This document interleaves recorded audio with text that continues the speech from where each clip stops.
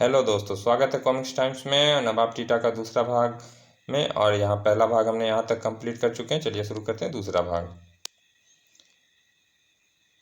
Mind नहीं, mind man is वॉन्ड। मुझे लगता है आपका दुश्मन टीटापुर में ही निवास करता है। उससे निपटने के लिए हमें आपकी रियासत में जाना होगा। मैं आप सबको वहाँ ले चलने को तैयार हूँ। हम कल सुबह ही यहाँ से रवाना हो जाएंगे। टीटापुर एस्टेट में नवाब साहब की अनुपस्थिति में दीवान राजगद्दी के मज़े लूट रहा था। हा हा हा, वाह वाह, कितनी आरामदायक गद्दी है। बहुत जल्दी मैं इस गद्दी पर हमेशा के लिए तशरीफ़ रखूँगा।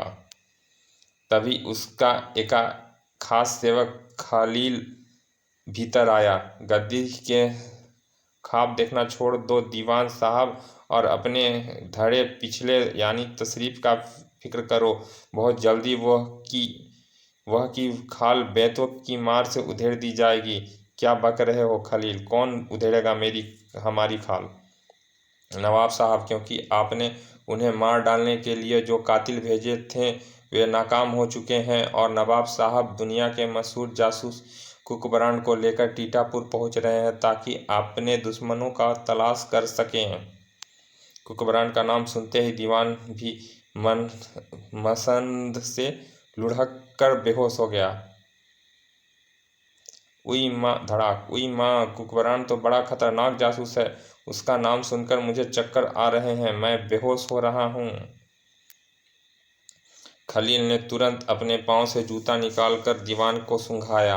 बेचारे दीवान जी को मिर्गी आ गई है।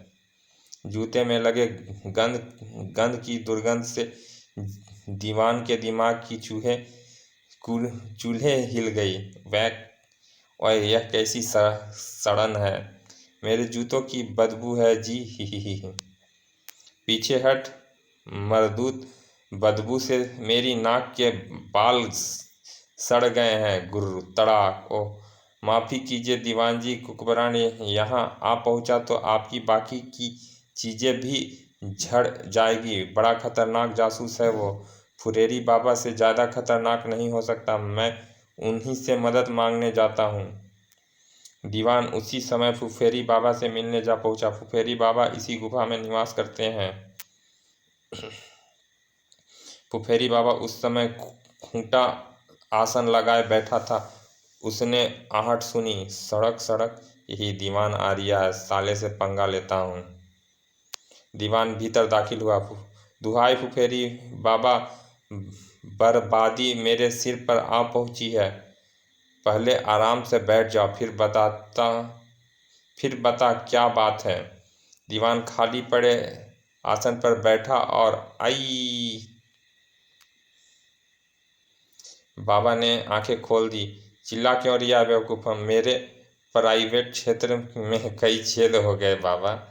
इसके लिए तो तुम्हें डॉक्टर के पास जाना चाहिए बेवकूफ़, वही छेद को बंद कर सकता है। आप गलत समझ रहे हैं बाबा, मैं कुछ और कहना चाहता हूँ। नवाब टीटा वापस आ रहा है। आपका आदमी उसे मारने में नाकाम रहा। तो इसमें घबराने की क्या बात है? वापस आने पर नवाब साहब को यही ठिकाने लगा दिया जाएगा और तुम्हें उनकी जगह रियासत का नवाब बना दिया जाएगा।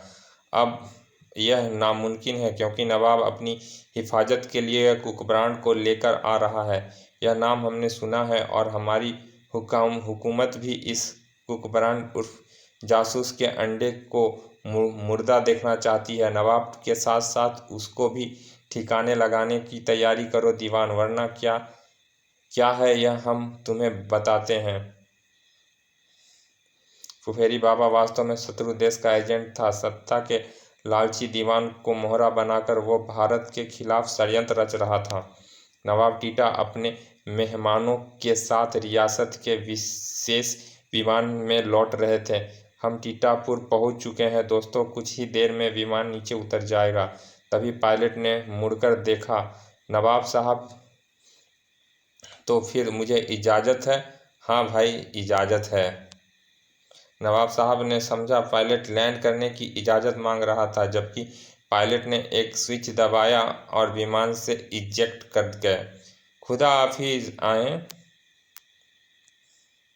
तुरंत ही विमान नीचे गिरने लगा।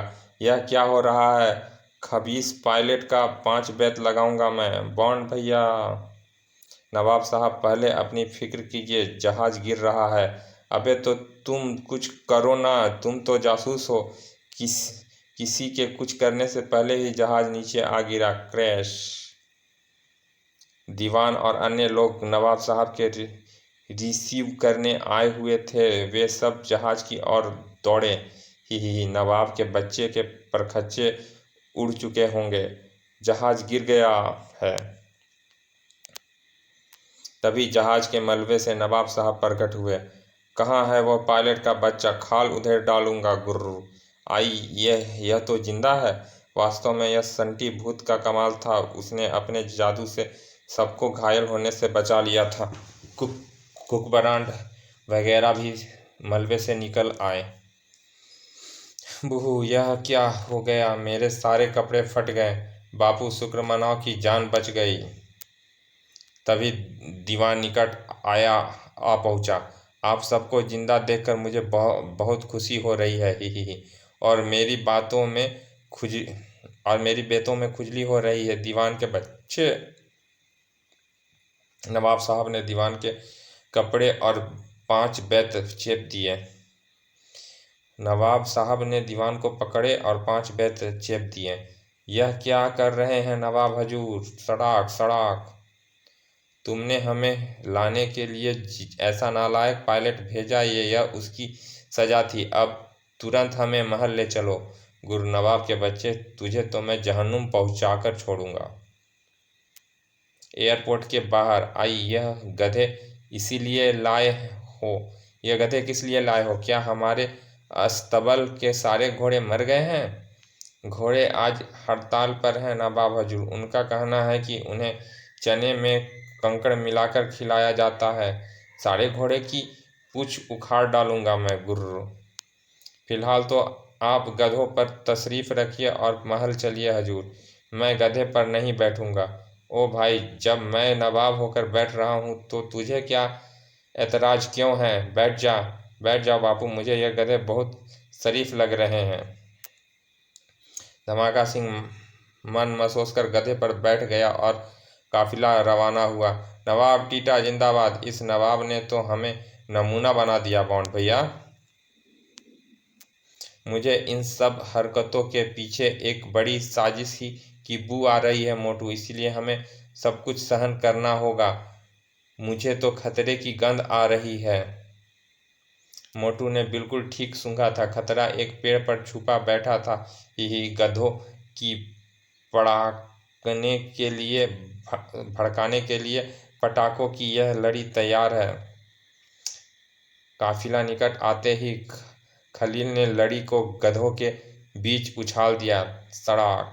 फुट फटाक फुट फुट फट फुट। गधों पर बैठे महानुभावों की हवा संठ थी। ओए, यह क्या फट रहा है? ओए अनोखे बॉन्ड भैया। गधे विदक कर जंगल की ओर भाग खड़े हुए। ओए रुक जाओ, बचाओ। जंगल में एक ऊंची चट्टान पर खड़ा फुफेरी बाबा उन्हें देख रहा था। हा हा हा हा। आ गया मेरे सांपों का शिकार। इनमें से एक को भी जिंदा वापस नहीं जाने दूंगा। हा हा हा हा। खुशी खुशी के जोश में बाबा को अपने आगे का ध्यान ही ना रहा था। परिणाम धड़ाक। सत्यानाश। गधे घने जंगल में पहुंच चुके थे। ओए नवाब, तेरे यह गधे हमें कहाँ ले आए हैं? इन गधों को जानबूझकर बितकाया गया है बापू। यह भी नवाब साहब के दुश्मनों की चाल है।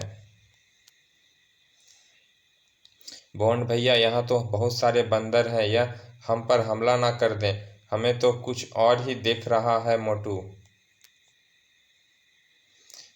इंस्पेक्टर धमाका सिंह की भी हवा संठ हो चुकी थी। ओए, इतने सारे सांप, भागो, यह फुफेरी बाबा के सांप है। पिट पिट। कुकबरान ने जब संटी की ओर देखा। हमारी मदद कर संटी, सांपों ने काट लिया तो? नवाब के सामने मैं भूत तो बन नहीं सकता, इसलिए बंदर की मदद लेनी होगी। संटी छलांग लगाकर पेड़ पर चढ़ा और बंदरों से उनकी भाषा में मदद मांगी। खो खुर खी खी खी खी। बंदरों ने पत्थरों और पेड़ पर से तोड़े गए फलों द्वारा सांपों पर हमला कर दिया। ठाक तड़ाक तड़ाक। अरे वाह, संटी ने तो वानर सेना तैयार कर दी है बॉन्ड भैया। हमें उसका आभारी होना चाहिए। सांप इस हमले का मुकाबला नहीं कर सके और भाग खड़े हुए।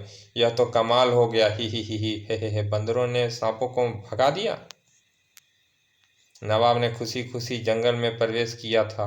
हे, सांपों के काटने से उन सबकी लाश तक गल चुकी होगी, लेकिन जल्दी ही उसकी सारी खुशी उड़न छू हो गई। आई, यह तो फिर जिंदा खड़े हैं।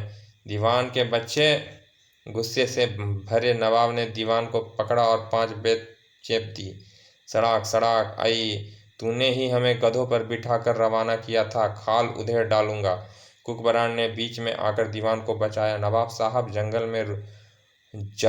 में रुकना खतरनाक हो सकता है, पहले यहाँ से निकल लीजिए। यह ठीक फरमा रहा है हजूर। कुछ देर बाद वह महल के शानदार कक्ष में नवाबी मेहमान नवाजी का लुत्फ उठा रहे थे।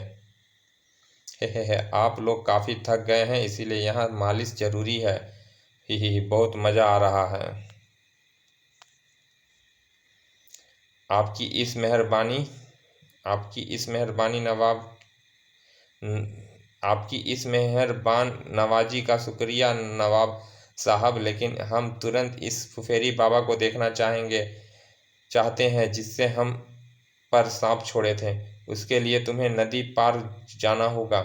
धमाका सिंह ने विरोध किया। अनोखे पीर फकीरों से पंगा लेना उचित नहीं।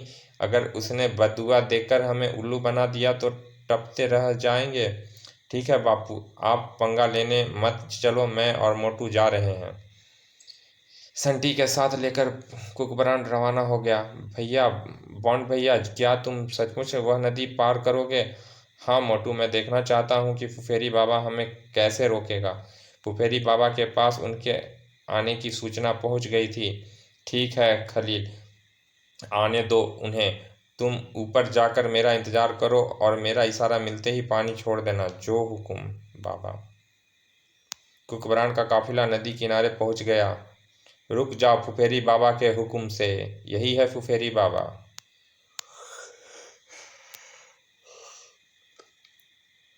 सुनो अजनबी, अगर तुमने इस नदी को पार करने की कोशिश की तो आसमानी ताकतें तुम्हें तबाह कर डालेगी। तुम अपनी फिक्र करो मिस्टर नंगे, हम तो नदी पार जाकर ही दिखाएंगे। ही। कुकबरान को नदी पार करते देख बाबा ने जोर से चिल्लाते हुए फुफेरी ली थी। यह अब देखो मेरा जलाल, तुम सबको कर डालूंगा हलाल। ऊपर एक गुफे के मुहाने से खलील नीचे झांक रहा था। ओ आई, बाबा को फुफेरी अब पानी छोड़ता हूँ। वास्तव में गुफे के भीतर एक झील थी। बाबा के इशारे पर उसी का पानी छोड़ दिया जाता था। चट चट चट चट। अगले ही पल वह पानी का रेला कुकबरान और मोटू से जा टकराया। छपाक। उफ ओह। पलक झपकते ही तीनों पानी में गोते खा रहे थे। गड़फ, वह फुफेरी बाबा धोखेबाज है। यह पानी आसमानी ताकत ने नहीं छोड़ा, इसीलिए मैं इससे वापस भेज सकता हूँ। वह लपककर बॉन्ड के निकट पहुंच गया। अपना हाथ ऊपर उठाकर पानी के वापस जाने के लिए कहो मित्र। संटी अपनी ताकत का इस्तेमाल मेरे द्वारा करना चाहता है। कुकबरान ने तुरंत अपना हाथ उठाया। वापस जा, सारे पानी को हुक्म देता हूँ। पानी का रेला बहुत तेजी के साथ वापस पहुंच गया था। छपाक। पानी का एक छपाक फुफेरी बाबा को भी जा लगा। छपाक। आई, भिगो दिया, छोड़ूंगा नहीं ससुरे को। उधर कुकबरान और मोटू नदी से निकलकर तेजी से पहाड़ी की ओर बढ़ रहे थे। कहाँ गया फुफेरी बाबा? यह तो देखा था, कहीं छुप गया होगा। ढूंढकर हड्डियां तोड़ डालूंगा ससुरे की। तभी उनकी नज़र एक गुफे के मुहाने पे पड़ी। मोटू उस गुफे में घुसा होगा साला। गुफा के भीतर पहुंचकर दोनों आश्चर्यचकित रह गए थे। पानी की झील, मैं समझ गया मोटू, यही वह झील है जिसका पानी फुफेरी बाबा नदी में छोड़ता है और बाढ़ आ जाती है। लेकिन यह राज तुम यहाँ से बाहर नहीं ले जा सकोगे बच्चे। खलील दौड़कर गुफा से बाहर निकल गया। मैंने गुफा से निकलने के सारे रास्ते बंद कर दिए हैं। ही। चट्टान सरकने की आवाज़ सुनकर कुकबरान और मोटू उछल पड़े। ओए, रास्ता बंद हो रहा है, हम फंस गए हैं। यह संटी का बच्चा हमें मुसीबत में छोड़कर एकाएक कहाँ गायब हो गया? संटी जरूर फेरी बाबा के पीछे गया होगा। मोटू, तू घबरा मत, मेरा दिमाग कंप्यूटर से भी तेज चलता है। यह पेड़ का तना हमारे लिए रास्ता बनाएगा। मैं समझ गया। दोनों ने मिलकर तने को उठाया। इस प्रकार प्राचीन योद्धा किले के दरवाजे तोड़ते थे। तो फिर रेडी। उन्होंने पूरी शक्ति से दौड़ लगाकर बंद दरवाजे पर प्रहार किया। हैया, ऐसा, तड़ाक। लेकिन पहला प्रयास असफल रहा। तड़ाक। उफ, बू, तुम्हारा कंप्यूटर फेल हो गया बॉन्ड भैया। डोंट वेरी मोटू, एक कोशिश और करते हैं। कुकबरान का दूसरा प्रयास सफल हो गया। तड़ाक। याहू, हम आज़ाद हो गए बॉन्ड भैया। हाँ मोटू, चल राजमहल चलते हैं और नवाब साहब को फुफेरी बाबा की ताकत का राज दिखाते हैं। कुछ देर बाद वो सभी उसी गुफा में मौजूद थे। यही वह झील है जिसका पानी नदी के में छोड़कर फुफेरी बाबा आपको उल्लू बनाता है नवाब साहब। गुस्से से नवाब साहब की मूछें कड़क उठी। उल्लू का पट्टा, साला मुर्गी का पट्टा, बदमाश, लफंगा, धोखेबाज, गुर्र गुर्र। यह आप किसकी शान में कसीदा पढ़ रहे हैं नवाब साहब? फुफेरी बाबा की। मैं उसकी लंगोट उतरवा कर 101 बेत लगवाऊंगा। नवाब टीटा ने फुफेरी बाबा की गिरफ्तारी का हुक्म जारी कर दिया। पकड़ कर लाओ उस नंगे को, वरना तुम सब की खाल खींच लूँगा। जी हजूर।